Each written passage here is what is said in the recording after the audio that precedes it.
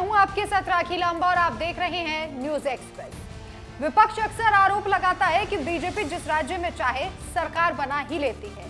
इसके लिए पार्टी साम दाम दंड भेद सब कुछ अपनाती है, कभी ईवीएम के जरिए तो कभी खरीद फरोख्त के सहारे चुनी हुई सरकार को गिरवा देती है और अपनी सरकार बना लेती है। विपक्ष का आरोप है कि जहां खरीद फरोख्त नहीं चलती वहां विधायकों के मन में ईडी का डर दिखाया जाता है। आप देखेंगे कि जहां जहां बीजेपी मुकाबले में नहीं होती वहां ईडी और सीबीआई को भेजकर विपक्षी विधायकों को डराया जाता है, जिससे वो बीजेपी ज्वाइन कर ले। विपक्ष का आरोप रहता है कि जहां एनडीए की सरकार होती है वहां ईडी सीबीआई नहीं पहुंचती, और अगर पहुंचती भी है तो जांच सत्ताधारी पार्टी के लोगों की नहीं होती, लेकिन विपक्ष के नेताओं पर जांच बैठा दी जाती है।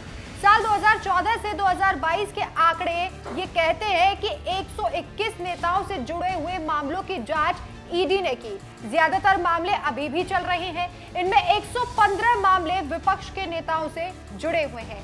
सुप्रीम कोर्ट ने एक मामले में ईडी को एक बार फिर से जमकर खरी खोटी सुनाई है। सुप्रीम कोर्ट के जज जस्टिस उज्जवल भुइयां ने ईडी की दोष सिद्धि दर कम होने पर चिंता जताई और कहा कि अगर आरोपी को दोषी नहीं ठहराया जाता तो क्या होगा।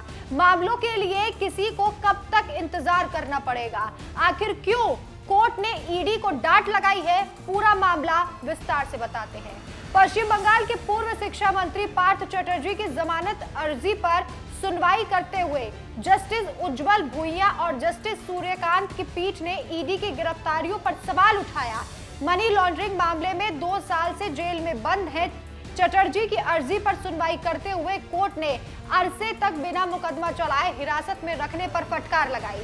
जानते हैं कि प्रवर्तन निर्देशालय के 2005 में अमल में आने के बाद से 2024 तक कन्विक्शन रेट यानी दोष सिद्धि दर कितनी रही है और एजेंसी कोर्ट में सुनवाई के दौरान कहां चूक जाती है। जस्टिस उज्जवल भुइयां ने सुनवाई के दौरान कहा, ईडी की दोष सिद्धि दर बहुत कम है। अगर ये 60 से 70% होता तो हम समझ सकते थे, लेकिन ये बहुत कम है। इस साल अगस्त में सुप्रीम कोर्ट ने मनी लॉन्ड्रिंग के मामलों में कम सजा दर का हवाला देते हुए ईडी से गुणवत्तापूर्ण अभियोजन और सबूतों पर ध्यान केंद्रित करने को कहा था। मनी लॉन्ड्रिंग के आरोपी छत्तीसगढ़ के एक व्यवसायी की जमानत याचिका पर सुनवाई करते हुए जस्टिस सूर्यकांत, दीपांकर दत्ता और उज्जवल भुइयां की पीठ ने कहा कि सजा की दर बढ़ाने के लिए ईडी को वैज्ञानिक जांच करनी चाहिए। सुप्रीम कोर्ट की तरफ से लगातार मोदी सरकार को भी आईना दिखाया जा रहा है।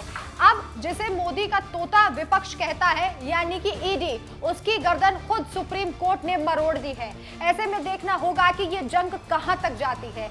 वैसे जिस तरीके से सुप्रीम कोर्ट ने ईडी को डांट लगाई है, फटकार लगाई है, इस पर आपकी क्या राय है, हमें कमेंट करके जरूर बताएं। नमस्कार।